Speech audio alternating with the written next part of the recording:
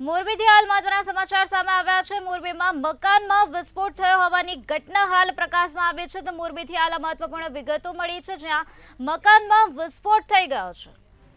તો ઉમા રેસિડેન્સી સોસાયટીમાં વિસ્ફોટ થયો છે। મોરબીના ઉમા રેસિડેન્સીમાં આ પ્રકારનો બનાવ સર્જાયો છે, જ્યાં વિસ્ફોટની ઘટના બની છે। ગીઝરમાં વિસ્ફોટ થતા 3 થી 4 લોકોને ઈજા પહોંચી છે। તો વિસ્ફોટ એટલો પ્રચંડ હતો કે દિવાલ પણ તૂટી ગઈ હતી। તો આ ઘટનામાં 3 થી 4 લોકો ઈજાગ્રસ્ત થઈ ગયા છે। વિસ્ફોટથી આજુબાજુના 4 મકાનોમાં પણ નુકસાન થયું હોવાની વિગતો સામે આવી છે।